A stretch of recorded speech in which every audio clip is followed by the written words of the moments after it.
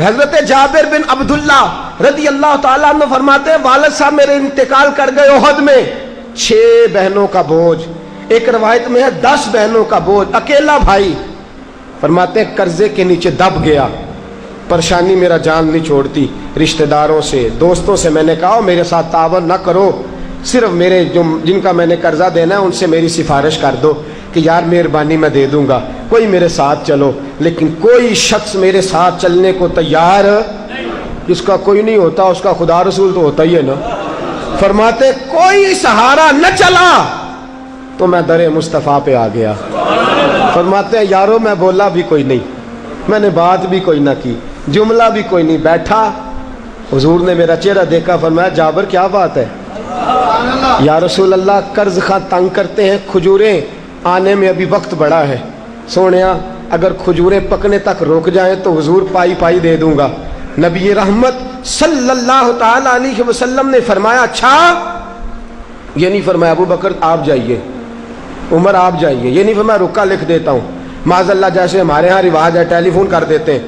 حضور نے فرمایا چل میں تیرے ساتھ چلتا ہوں، چل میں تیرے ساتھ چلتا ہوں۔ حضور یہودی کے دروازے پہ فرمایا اسے تنگ نہ کر، پھر دوسرے کے، پھر اسے تنگ نہ کر، بیچارے کے پاس کوئی نہیں، آتا ہے تو دے دیتے ہیں، آ جائیں گی کھجوریں۔ لوگ ٹھہر گئے، ایک سفارش، کہتے ہیں کھجوریں پک گئیں، پیسے زیادہ دینے ہیں، کھجوریں تھوڑی ہیں۔ میں پھر در مصطفیٰ پہ، میں نے کہا سونیا پھر ضرورت ہے سفارش کی۔ فرمایا کیا ہوا؟ کہا سونیا فصل ہی کوئی نہیں ہوئی۔ حضور فصل ہی، جب انسان کے دن آتے ہیں نا ذرا خراب تو وہ ہاتھ رکھتا ہے نا جا کے سونے کو تو وہ بھی مٹی ہو جاتی ہے۔ کہا حضور پہلے الجھا ہوا تھا، اب ایک اور مصیبت ہے، فصل ہوئی کوئی نہیں، اور قرض خواہ روز پوچھتے ہیں کب کھجوریں پکیں گی کب۔ حضور اب کیا کروں؟ پر میں کچھ بھی نہیں کرنا، میں تیرے ساتھ چلتا ہوں۔ کتنی بار گئے حضور؟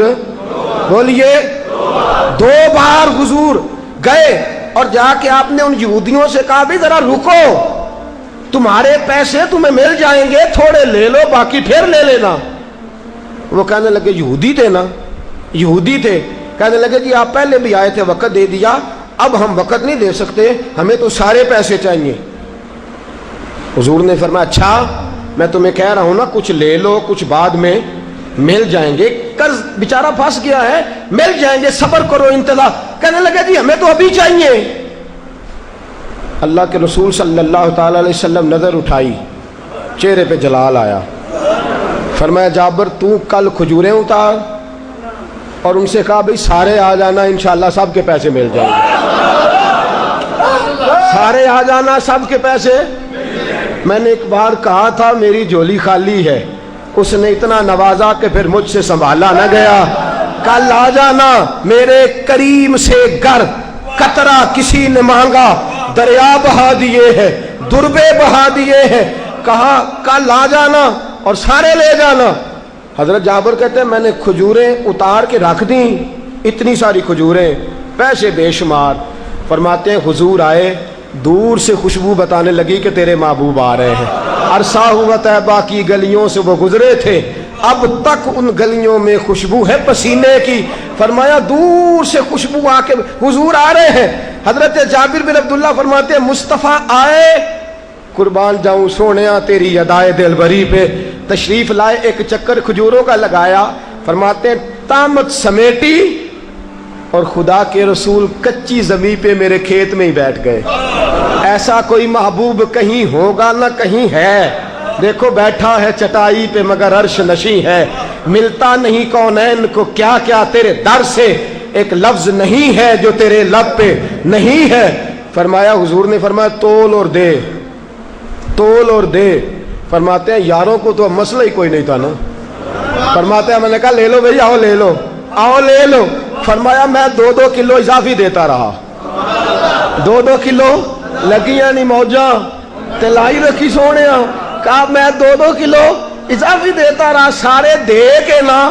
فرمایا حضور اٹھے، نبی کریم اٹھے، فرماتے ہیں میں نے کھجوریں دیکھی، میں نے کہا سونیا یہ تو پہلے سے بھی زیادہ ہو گئی ہے۔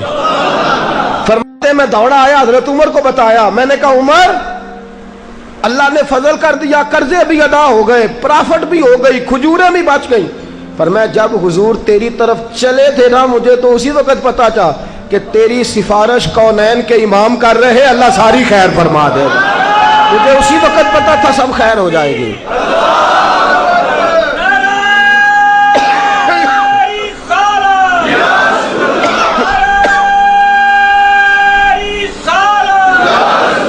کرنی چاہیے نا سفارش اچھے آدمی کی؟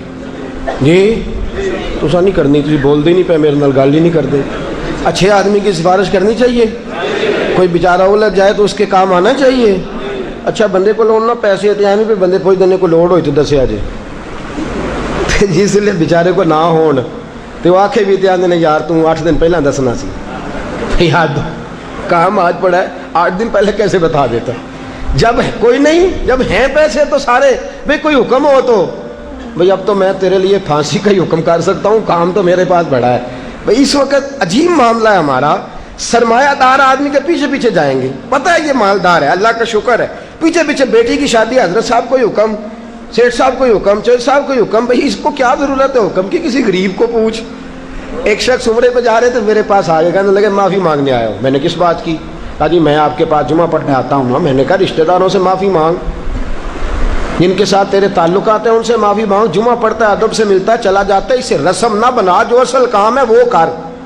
ہم کیا کرتے ہیں رسم، بھئی نہ مجھے معاف کرنا، میں عمرہ کرنے جا رہا ہوں۔ بھئی میں نے معاف کر دیا ہے؟ کوئی نہیں، یہ اس نے پوچھا ہی نہیں۔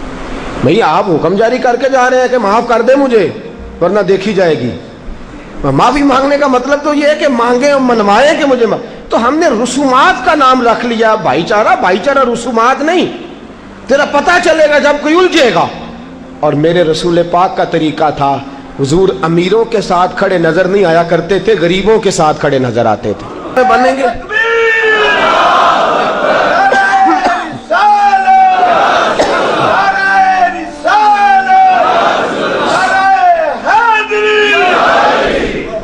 فرمایا سفارش کرو، تم بھی کرو اور میں تمہاری سفارش کروں گا بھی۔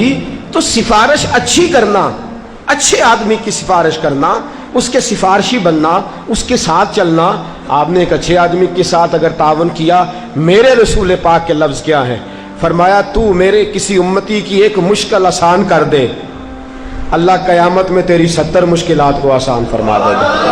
وہ دائمی ہوتی ہے، وہ مستقل ہوتی ہے۔ تو سفارش کریں۔ آج بندہ تگڑا ہو تو دسترخوان پہ راشنی ختم ہوتا، اگر پھنس جائے تو وہی بیچارہ، اگر کسی شاعر نے کہا تھا وہ تیری آنکھ ہو یا سنگ ملامت کی چبھن، ارے کون پہنچا ہے میرے درد کی گہرائی تک، بام شہرت میں تو یاروں نے کیا یاد بہت، ساتھ آیا نہ کوئی کوچہ رسوائی تک۔ شعر مشکل تھا، سمجھ نہیں آیا، میں آپ کو میاں صاحب کا شعر سناتا ہوں، سمجھ میں آ جائے گا۔ میاں صاحب کہتے ہیں ساری عمر میں آٹا گدا لکھاں کیتے پیڑے، جدوں وقت آیا تے محمد بخشا کوئی نہیں ہوں بیٹھا نیڑے۔ ساری عمر میں آٹا گدا لکھاں کیتے پیڑے، وقت آیا تے محمد بخشا کوئی نہیں ہوں بیٹھا۔ کبھی کوئی مقروض کا بھی سجن ہوا ہے؟ آپ کے رشتہ دار نہیں ہوتے تو سجن کہاں سے لائیں گے؟ رشتہ دار نہیں ہوتے، قریبی نہیں ہوتے، گھر والے ساتھ چھوڑ جاتے ہیں تو